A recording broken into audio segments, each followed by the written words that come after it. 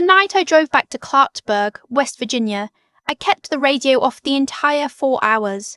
I didn't want music.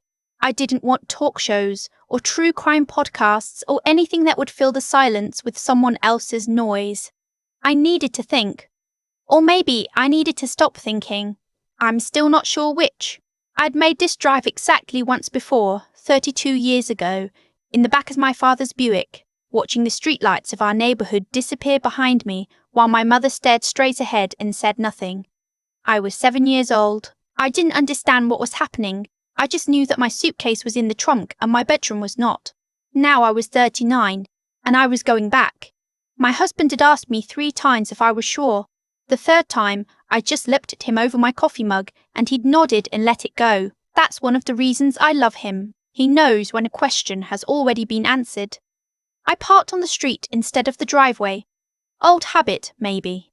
Or maybe I just wasn't ready to pull all the way in, like I belonged there. The house looked smaller than I remembered. That's what people always say. I know, but it's true. It genuinely looked like it had shrunk. The oak tree in the front yard was enormous now, taller than the roof line, its roots beginning to buckle the sidewalk. I used to climb that tree. I used to sit in the lowest branch and read library books all summer afternoon. There's a photograph somewhere of me up in that tree, laughing at something my grandmother had said. I've looked for that photo my whole life. I've never found it. I sat in the car for 11 minutes. I know because I watched the clock. Then I got out and knocked on the door of the house that, according to the deed I'd found 4 months earlier in a storage unit in Morgantown, was legally mine. My name is Claire. And no, this is not the beginning of the story. This is just where it started making sense to me. The actual beginning happened before I could form real memories. My parents, from everything I've been told and everything I've pieced together since, were not people who should have had children. That's not a cruel thing to say. It's just accurate. My mother, I'll call her what she was, my mother, was a woman who ran a perfectly ordered household and treated love like a finite resource that had to be rationed carefully, distributed only where it would yield the best return. My father went along with whatever she decided. He always had. What I did to deserve being sent away at age 7, I'm going to tell you, because one of the things that drove me crazy about stories like mine is that people always leave that part out. Like the reason doesn't matter, like we're supposed to just accept that families do these things and move on. I didn't do anything. My mother got pregnant when I was 6. Twins. A boy and a girl, my brother Donnie and my sister Ruth. And something shifted in her when they arrived. Some internal calculation changed. I've spoken to a therapist about this for years, and the closest we've come to understanding it is this. I was the trial run. I was the child she'd had before she knew what she actually wanted. And what she wanted, it turned out, was to start fresh. She didn't send me away all at once. It wasn't dramatic like that. First, I started eating dinner after them. Then my bedroom got moved to the back hallway room, the one that had been a sewing room, barely big enough for a twin bed. Then I started staying with my grandmother for weekends. Then weekends became weeks. Then my grandmother died, and instead of coming home, I went into foster care. I was 7 years old. The official story, the one my parents told the caseworker, the one they told neighbours, the one I heard second-hand from a cousin when I was 19, was that they were unable to provide adequate care for all 3 children given financial constraints, which was a lie. My father had a good job at the county assessor's office for 30 years. They were not struggling, they just didn't want me. I bounced between 3 foster families over the next 4 years, then landed with a woman named Dorothea in Elkins who kept me until I aged out. Dorothea was not warm exactly, but she was consistent. She made sure I did my homework. She taught me to drive. She came to my high school graduation and sat in the 3rd row and clapped when they called my name, and when I looked out at the audience, she was the only face I recognised. I have never loved someone so much for so little. I got a partial scholarship to West Virginia University, worked the rest, studied accounting, got a job in Pittsburgh, met my husband at a co-worker's birthday party when I was 26, built a life that was mine in every sense of the word, every piece of furniture, every habit, every friendship, earned. I didn't contact my biological family for 32 years. Not because I was bitter, though sometimes I was, but because I had genuinely, truly moved on. Or I thought I had. The thing that brought me back was a storage unit. Dorothea passed away when I was 36. She'd named me in her will, not for much. Just a few pieces of furniture and a storage unit she'd rented in Morgantown that I hadn't known existed. I drove down to handle it, expecting boxes of old dishes and maybe some linens. What I found instead was a filing cabinet. Dorothea, it turned out, had been thorough in a way I'd never understood until that afternoon, in a concrete storage unit with a single flickering fluorescent light overhead. Inside the cabinet were documents she'd collected throughout my childhood. School records, medical forms, the original foster care intake paperwork, and tucked in a manila envelope in the very back of the bottom drawer, behind a folder of receipts from 1987, was a document from my maternal grandfather's estate. My grandfather, my mother's father, had died when I was 4. I had almost no memory of him, but according to this document, he had left his property equally to his 2 children, my mother and her brother. And he had also, separately, left a small parcel, the house on Cartwright Street in Clarksburg, his original family home, to his eldest biological grandchild. That was me. The property had been in a trust administered by a law firm in Clarksburg.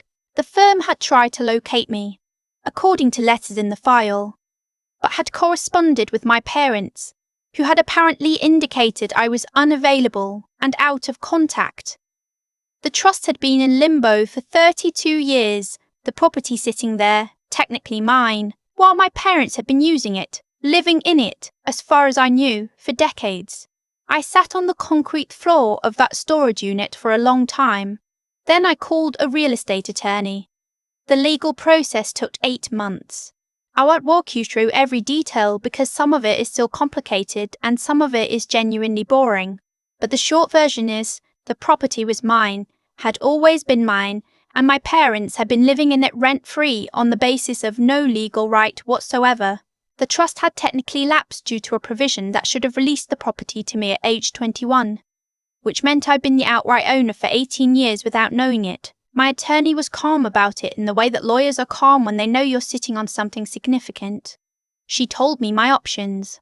I could sell, I could rent, I could pursue back rent recovery, though that would be complicated and potentially not worth the effort. I could also, she said carefully, simply make contact and see what happened. I thought about it for 4 months. I talked to my husband. I talked to my husband. I talked to my therapist. I went for a lot of long walks. And then I decided to go back. Not because I wanted a relationship with my parents, not because I needed an apology, though I'll admit part of me had never stopped wanting one, but because I wanted to see it. The house, my grandfather's house. The thing that had been mine all along. My mother answered the door. She was 71 now, smaller than I remembered, though I'd been 7 the last time I'd seen her, so every adult was large then. Her hair was white. She was wearing a cardigan that looked like the kind of thing you'd find at a church rummage sale. She looked at me for a long moment. Then she said, "Claire," not hello. Not, "Oh my God," or "I can't believe it," or even a simple, "You've gotten so tall." Just my name. Flat, like she was acknowledging a delivery. "Hi," I said. She opened the door wider and stepped back, which I took as an invitation. The inside of the house was, I don't know how to describe it. I'd never been inside it as a person old enough to really look at it.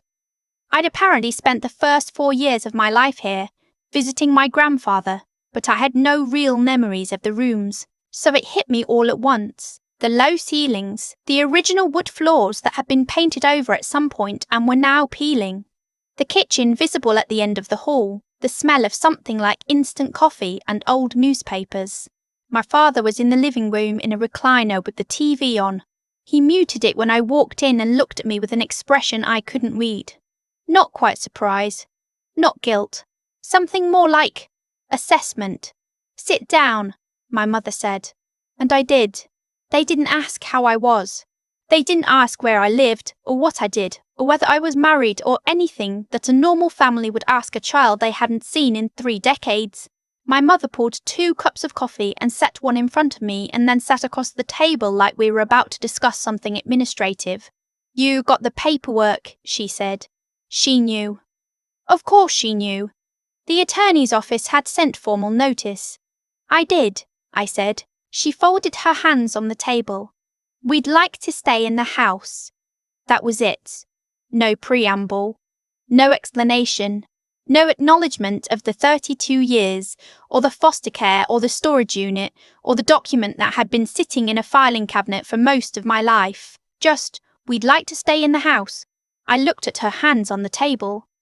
Then I looked at my father, who was looking at the muted TV. "Okay," I said.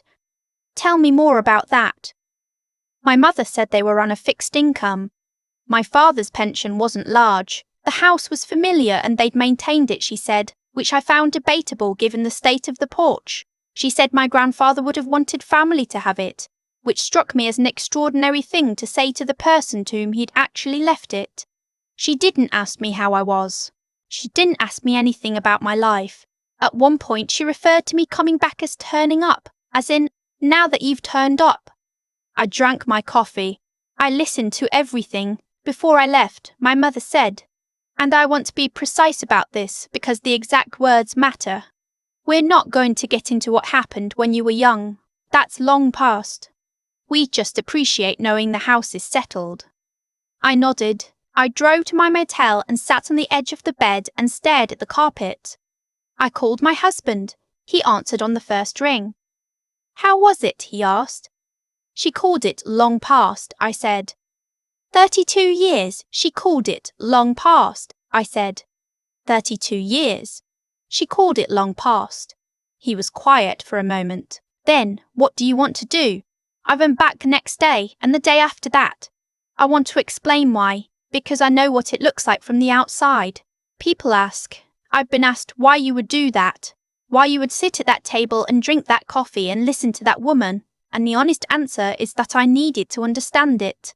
I needed to look at it clearly, with adult eyes, so that the story I'd been telling myself, the one I'd been constructing from the outside, could be replaced by the actual reality. What I found, looking at it clearly, my brother Donny, who was 32, lived 2 towns over.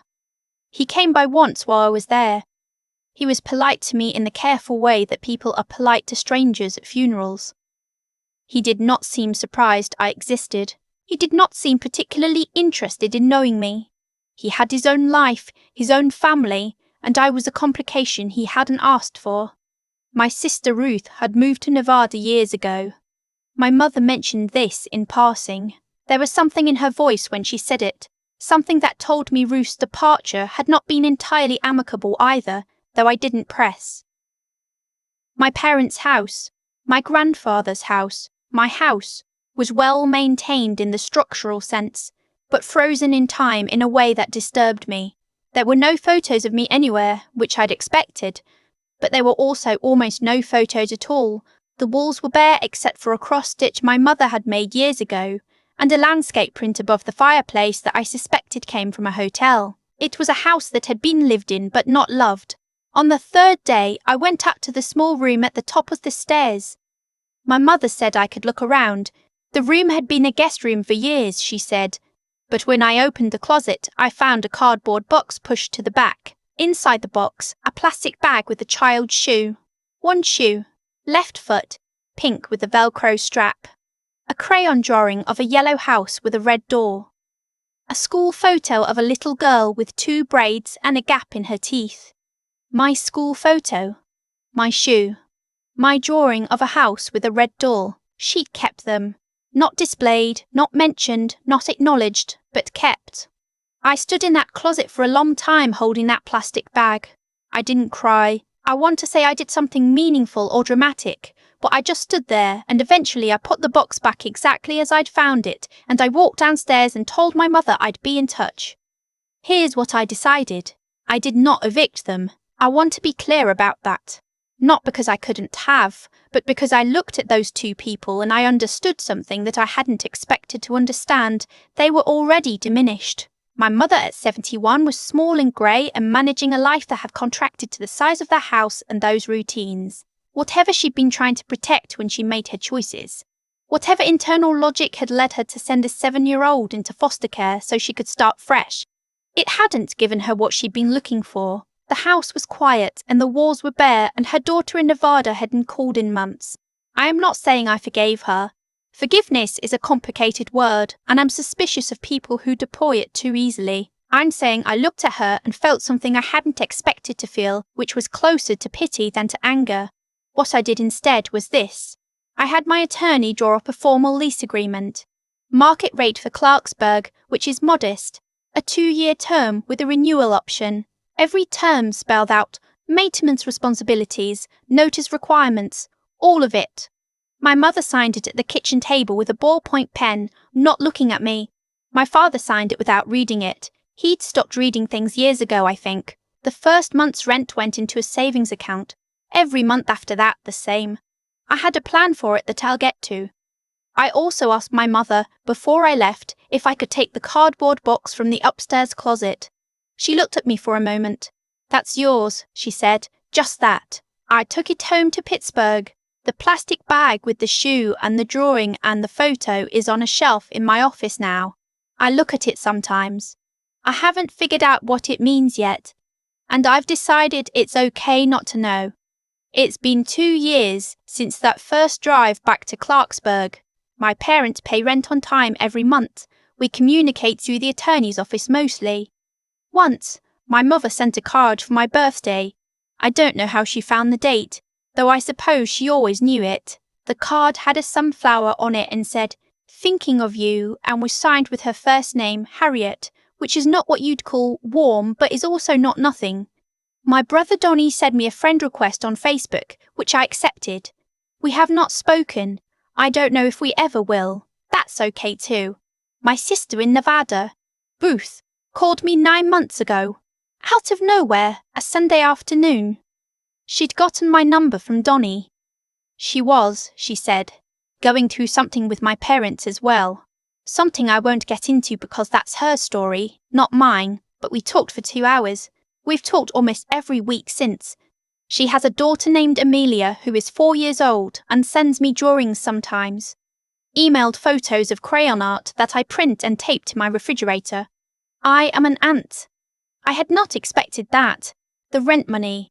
I've been putting it towards something I decided on during those long walks before I drove back to Clarksburg. There's a non-profit in Pittsburgh that provides transitional housing and support services for children aging out of foster care. I toured the facility last spring. I met some of the kids. I recognized something in how they held themselves, the particular carefulness of someone who has learned not to expect too much. I've made 2 significant donations. I'm on their advisory board now. It's not enough. It's never going to be enough. But it is a direction. People ask me sometimes if I feel like I won. I understand why they ask it.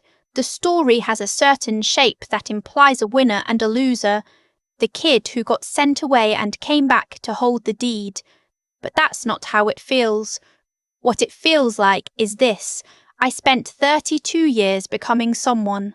I built a life out of nothing, out of a suitcase in a Buick and a foster placement and a scholarship and a lot of very unglamorous hard work.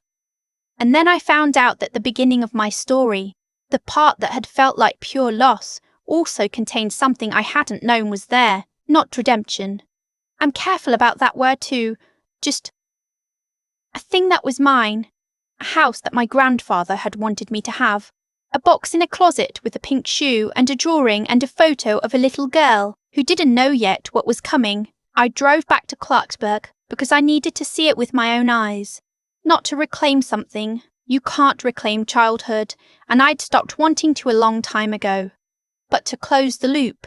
To stand in the rooms and understand that the story had an ending I got to write. I wrote it quietly. No confrontation, no speech, no scene.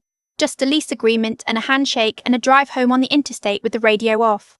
My husband was awake when I got home. He'd left the porch light on. He handed me a cup of tea without saying anything, and we sat on the couch, and I leaned against him and looked out the window at our neighborhood, our tree, our life. "Done?" he said eventually. "Yeah," I said. "Done." Outside, it had started to snow, Light snow, the kind that doesn't stick, just falls through the light and disappears. I watched it for a long time. The little girl in that photograph, the one with the braids and the gap in her teeth, the one who drew yellow houses with red doors. She didn't know that the story would turn out to have more in it than she could see from where she was standing. I'm glad I got to find out for her. I've been asked, more than once, whether I think what happened to me was fair. And I always pause before I answer, not because I don't know what I think, but because I've learned to be careful with that word. Fair implies a system watching over things, keeping score. I'm not sure I believe in that system. What I do believe in, what this whole experience ground into me until it became bone deep, is something simpler and more reliable, that the choices people make have weight, and that weight lands somewhere eventually, not as punishment, just as consequence. My mother made a choice when I was 7 years old. She looked at her life and decided I was the part she could remove. And for 32 years, she lived inside that choice. She lived in a house she didn't own, in a silence she built herself, in a life that had gotten smaller and smaller until it fit inside 4 walls and 2 cups of instant coffee. That wasn't something I did to her. That was just what her choice became over time. And I made choices too. I didn't have many options at 7 or at 10 or even at 17, but I had some. I chose to finish school when it would have been easier not to. I chose to take the scholarship seriously when part of me wanted to burn everything down. I chose, years later, to drive back to Clarksburg instead of just selling the property through a lawyer without ever setting foot inside it. That last choice cost me something.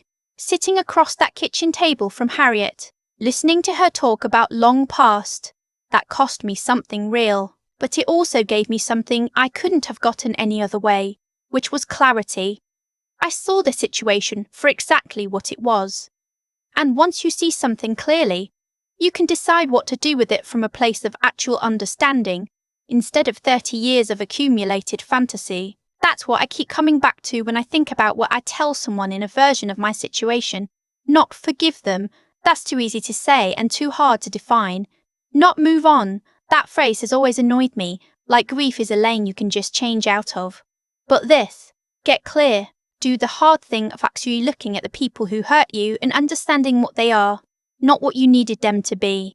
Because the story you tell yourself about someone in their absence is almost never accurate. It's either too monstrous or too redeemed.